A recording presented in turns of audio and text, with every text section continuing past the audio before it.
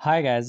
स्वागत है आप लोगों का एक बार फिर से मेरे यूट्यूब चैनल पे, जहाँ पे आज हम लोग मध्यकालीन भारत का एक टॉपिक देखेंगे जिसका नाम होगा भक्ति आंदोलन और सूफीवाद। तो चलिए आज के इस टॉपिक को, आज के इस सेशन को शुरू करते हैं। लेकिन सेशन को शुरू करने से पहले मैं आप लोगों से एक रिक्वेस्ट करूंगा कि अगर मेरे वीडियोस आपको अच्छे लगते हों तो उसको लाइक और मेरे चैनल को सब्सक्राइब ज़रूर करें। चलिए पढ़ते हैं पहला क्वेश्चन।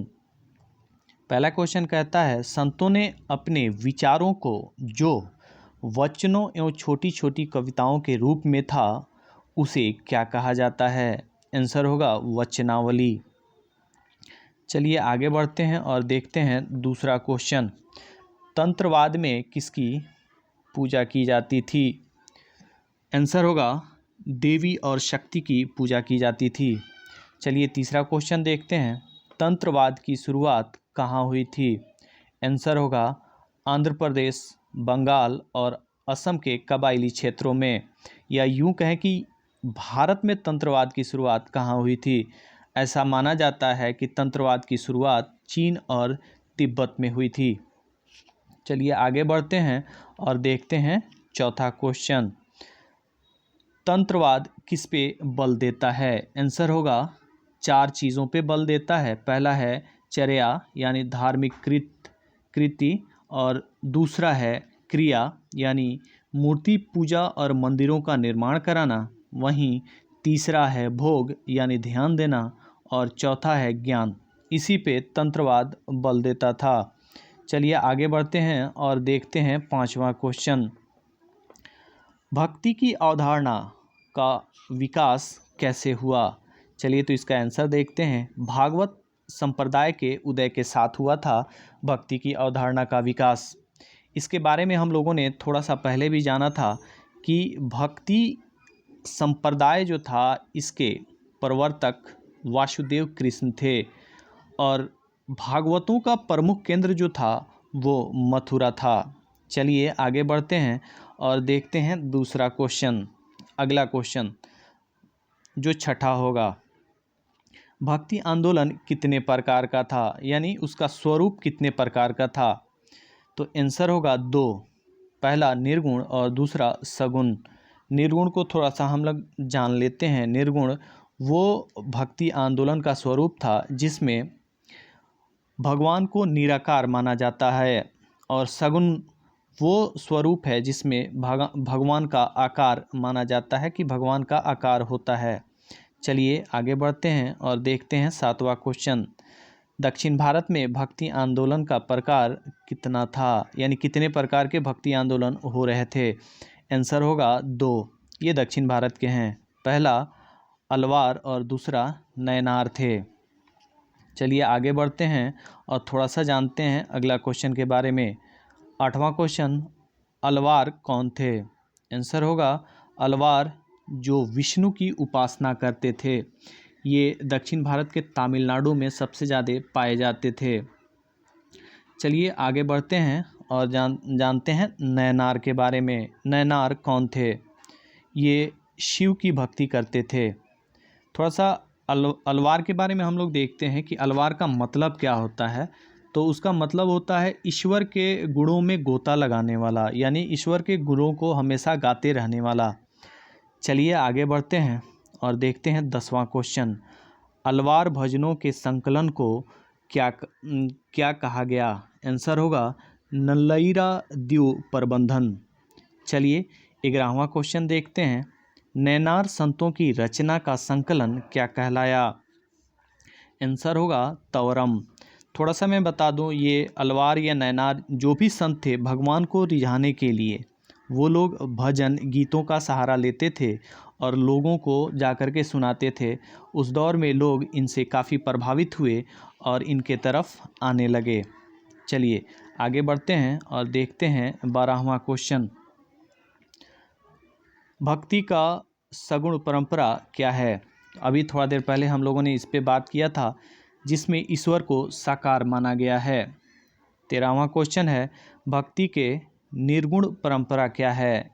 आंसर होगा जिसमें ईश्वर को निराकार माना गया है। चलिए 14वां क्वेश्चन देखते हैं। सगुणवादी रामानंद और चैतन्य के बारे में बताएं। रामानंद जी जो थे वो राम जी की उपासना करते थे, वहीं चैतन्य कृष्ण जी की उपासना करते थे। चलिए आगे बढ़ते हैं और देखते हैं 15वां क्वेश्चन। कबीर किस भक्ति परंपरा को मानते थे? कबीर निर्गुणपंथी थे और निर्गुणपंथियों में सबसे आगे थे। कबीर संत रामानंद के शिष्य भी थे। कबीर के बारे में थोड़ा सा हम लोग जान जाते हैं कि कबीर एक ब्राह्मण परिवार के थे, लेकिन इनका पालन पोषण एक मुस्लिम फैमिली में हुआ था, जिसके चलते दोनों धर्मों का गुण कबीर में था। चलिए आगे बढ़ते हैं और देखते हैं 16वां क्वेश्चन। कबीर के बारे में कुछ बताएं। तो अभी बात हो चुकी है, कबीर संत रामानंद के शिष्य थे। चलिए आगे बढ़ते हैं और देखते हैं 17वां क्वेश्चन। कबीर के उपदेशों के संग्रह को क्या कहा जाता था? आंसर होगा बीजक। जो कबीर के उपदेशों को एक जगह संग्रह किया गया उसे बीजक कहा जाता है। चलिए आगे देखते हैं। गुरु नानक किस भक्ति परंपरा को मानते थे? आंसर होगा निर्गुण। आइए थोड़ा सा गुरु नानक के बारे में हम लोग जान लेते हैं। गुरु नानक की पैदाइश लाहौर के तलवंडी ग्राम में 1469 के आसपास में हुई थी। चलिए आगे बढ़ते हैं और देखते हैं 19वां क्वेश्चन। शब्द किसको कहा गया? आंसर होगा गुरु नानक के उपदेशों या विचारों को शब्द कहा गया। चलिए 20वां क्वेश्चन देखते हैं। गुरुबानी किस ग्रंथ को कहा गया? सिख धर्म के कुछ गुरुओं बाबा फरीद, संत रविदास और कबीर के विचारों को गुरुबानी कहा गया। इसी को आगे सिख धर्म के 10वें गुरु ने विस्तृत रूप में लिखते हुए एक पुस्तक लिखा जिसका नाम था गुरु ग्रंथ साहिब। चलिए आगे बढ़ते हैं और देखते हैं 21वां क्वेश्चन। मीराबाई के बारे में बताएं। मीराबाई सगुणवादी थीं, इनके गुरु रैदास थे। चलिए आगे बढ़ते हैं और देखते हैं 22वां क्वेश्चन। 22वां क्वेश्चन कहता है मीराबाई किसको अपना आराध्य देव मानती थीं? तो ये सब कोई जानता है कि मीराबाई कृष्ण को, जो विष्णु के अवतार थे, आराध्य देव मानती थीं और उनके बारे में वो अक्सर गीत और भक्ति करती रहती थीं, भजन गाती रहती थीं। चलिए आगे बढ़ते हैं और देखते हैं 23वां क्वेश्चन। सूफीवाद क्या है? सूफीवाद का मतलब क्या होता है?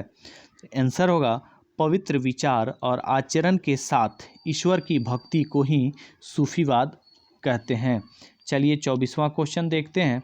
24वां क्वेश्चन कह रहा है सूफी संप्रदाय कितने भागों में बटा हुआ था? तो आंसर होगा 2। पहला होगा बेशरिया और दूसरा होगा बाशरिया। तो बेशरिया के बारे में हम लोग थोड़ा सा जानते हैं।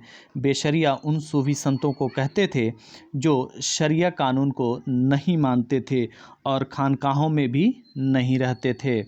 ये घुमक्कड़ प्रजाति के होते रहते थे और घूमते रहते थे। चलिए अगला क्वेश्चन हम लोग देखते हैं।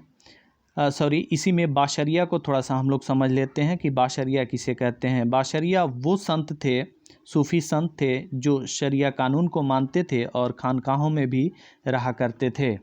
चलिए अगला क्वेश्चन देखते हैं जो है 25वां।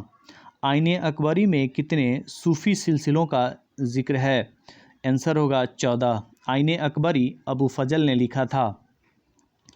चलिए आगे बढ़ते हैं और थोड़ा सा जानते हैं सूफियों के कितने प्रमुख सिलसिले थे? आंसर होगा सूफियों के प्रमुख सिलसिले चिश्ती, सुहरवर्दी, कादरी और नक्शबंदी थे। आगे बढ़ते हैं और देखते हैं 27वां क्वेश्चन। सबसे अधिक प्रभावशाली सिलसिला कौन था? आंसर होगा चिश्ती सिलसिला, जिसके संस्थापक ख्वाजा मोइनुद्दीन चिश्ती थे। आगे बढ़ते हैं और देखते हैं 28वां क्वेश्चन। खानकाह किसको कहा जाता था? तो आंसर होगा सूफियों के रहने की जगह को, या यूं कहें कि सूफी सिलसिलों की गतिविधियों का केंद्र खानकाह ही होता था। इन खानकाह का प्रमुख पीर मुर्शिद या शेख कहलाता था और ये पीर मुर्शिद शेख अपने मुरीदों को वहाँ पे रखते थे या उनकी भर्ती करते थे। चलिए अगला देखते हैं 29वां क्वेश्चन। शेख निजामुद्दीन औलिया का खानकाह कहाँ है? आंसर होगा दिल्ली में। 30वां क्वेश्चन, गरीब नवाज का दरगाह कहाँ है? आंसर होगा अजमेर। गरीब नवाज मोइनुद्दीन चिश्ती को कहते हैं। चलिए आज के इन्हीं सवालों के साथ आज का ये सेशन समाप्त होता है। हम लोग मिलते हैं अगले वीडियो में अगले टॉपिक के साथ। तब तक के लिए धन्यवाद।